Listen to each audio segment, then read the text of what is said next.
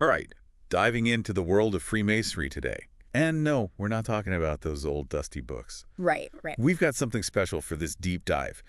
Issue 32 of CMI Masoneria, a magazine straight from the Confederation, Masonica Inter-Americana. CMI. A peek behind the curtain of modern Freemasonry, especially in the Americas. It's actually fascinating. You always hear about Freemasonry being so secretive, Oh, tell me about it. but this magazine, it kind of throws the doors open, doesn't it? It does. Invites you to see what they're up to, what they value. It's a breath of fresh air, really. Absolutely. And speaking of fresh, this issue from 2024 is bilingual. Oh, right. Spanish and Portuguese.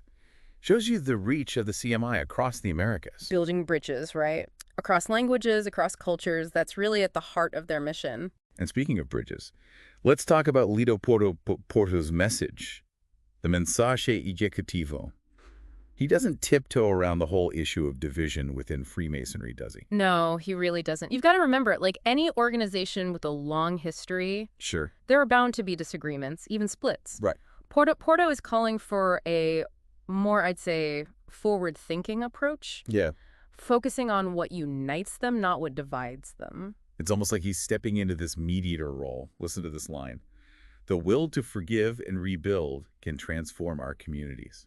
Powerful stuff. You can really feel the core principles of Freemasonry there. Brotherhood, mutual support. Yeah, rising above differences. Exactly. Working together. And it's not just empty words, right? You see that theme of unity and growth reflected in several articles.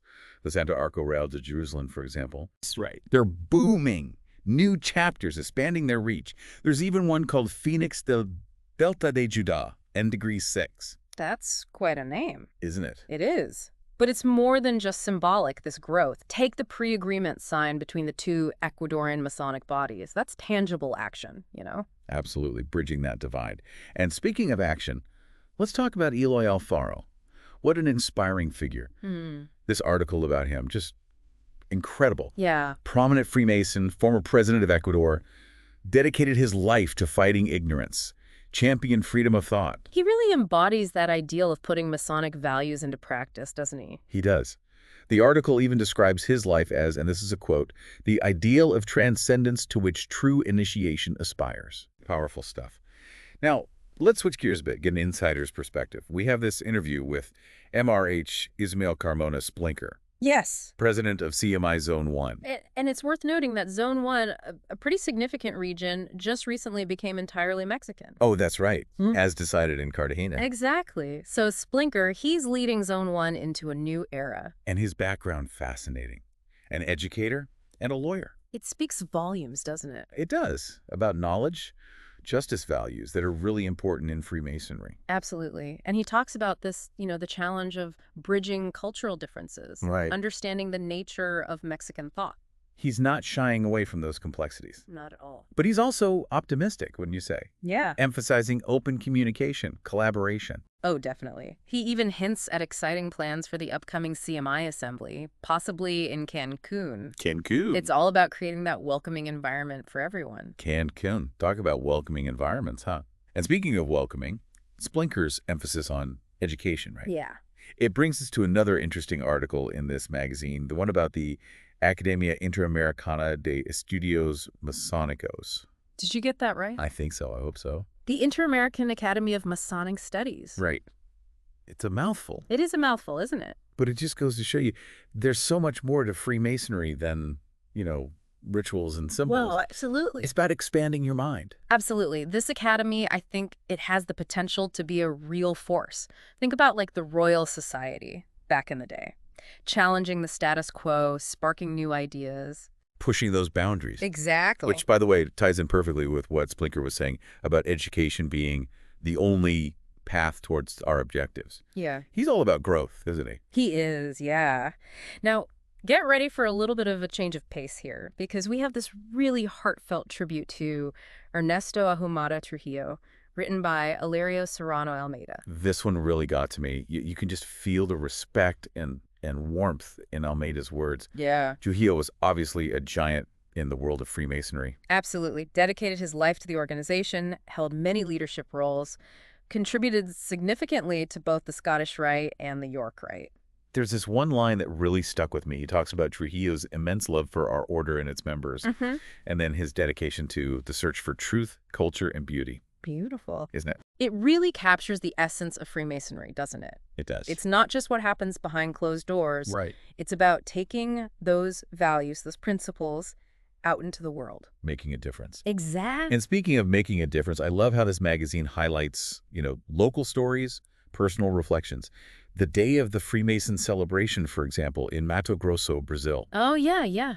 Big emphasis on unity, even amidst administrative differences. It's like Splinker's message in action, isn't it? Right. Bridging those divides. Shared values can overcome anything. And that tribute to the Freemasons of Rio Grande do Sul. Oh, so touching. It reminds you, this is a global organization. It is. With these deep bonds that transcend borders.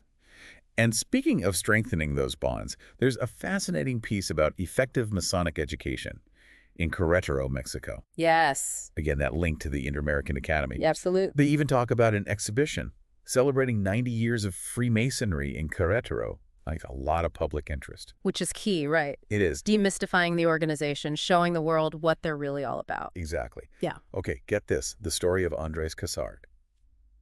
Cuban Freemason, faced exile, accusations of revealing secrets. Cassard's story sounds like something straight out of a spy novel. It makes you realize that the spread of Freemasonry, especially in the Americas, wasn't always smooth sailing. Exactly. Cassard's experience reminds us that Freemasonry, despite its ideals, has faced real challenges, internal conflicts, and even accusations of betrayal throughout its history. Yet despite the accusations leveled against him, Cassard never wavered in his commitment to Freemasonry. He founded La Fraternidad Lodge and even published the Manual de la Masoneria, a groundbreaking work, especially for Spanish-speaking Freemasons. And ultimately, he was exonerated, demonstrating that truth and justice prevail, even amidst internal disputes.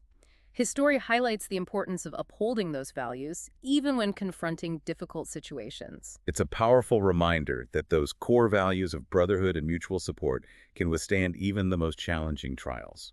Cassard's story, like many others we've encountered in this issue of CMI Masoneria, reviews the human side of this organization. It's not just about abstract principles, it's about individuals striving to live up to those ideals, navigate complexities, and leave a positive mark on the world. It's easy to get caught up in the historical narrative surrounding Freemasonry, but what we've uncovered today is a vibrant, evolving organization grappling with contemporary issues and actively seeking to make a positive impact. This deep dive has provided a unique glimpse into that world, challenging our preconceived notions and inviting us to see Freemasonry through a new lens. So as we wrap up our exploration of CMI Masoneria, I'm left with this thought. What preconceived notions about Freemasonry did this magazine challenge for you? And how might this new understanding shape your perspective on the organization's role in history, its enduring values, and its dedication to the pursuit of knowledge? It's a question worth pondering. Perhaps it's time to look beyond the myths and delve into the realities of this fascinating and influential organization.